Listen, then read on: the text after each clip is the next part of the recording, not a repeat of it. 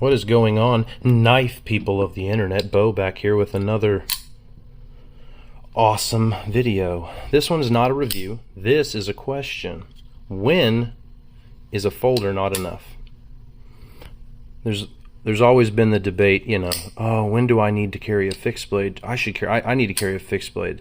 I use my knives too hard, you know? And then we cross into the line of what's too hard for any knife, you know? So we're going to answer that question today, or we're just going to ask it in a bunch of stupid ways to hopefully get views of a YouTube video.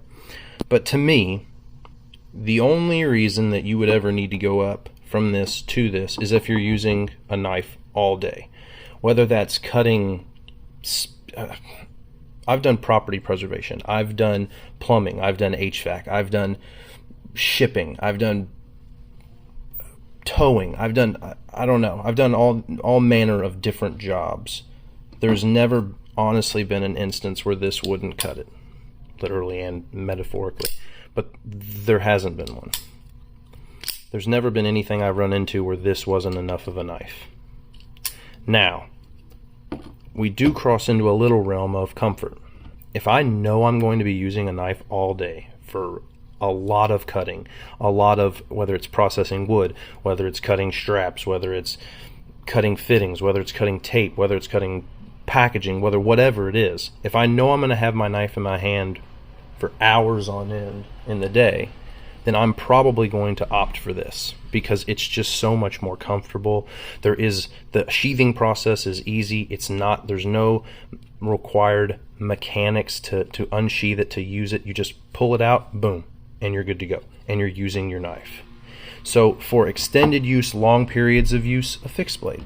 But if you're using your knife like a normal person a couple times a day at the most, then you probably are going to be just fine with a folding knife. And it doesn't even have to be the strongest frame lock or shark lock or triad lock or whatever axis lock out there. A liner lock is probably going to be strong enough for 99% of what you're doing. But if you're using your knife like an idiot and prying with it and jabbing it in frickin' rocks and concrete and trying to cut through things that you shouldn't be cutting through, then that's on you, not the knife. So don't blame the knife that it can't do something.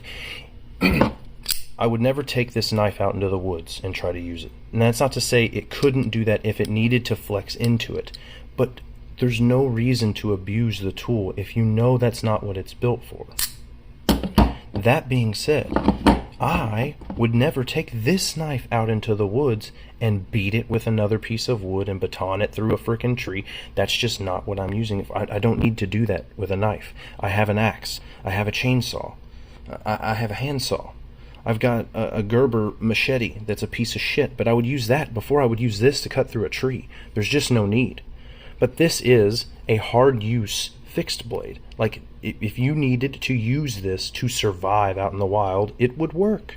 If you needed it to process an animal, cut through bone, if you needed it to do that, it could do it. It's built to do that. It's not built for you to live out your lumberjack fantasies.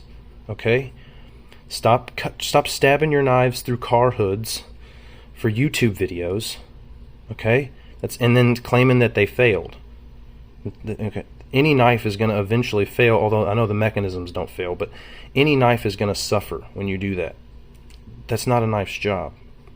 I guess to show that it can do it's kind of cool. But yeah, this is an awesome knife. Okay, and now I've turned this 2-minute review into a 4-minute rant, guys. Thanks. Thanks, YouTube.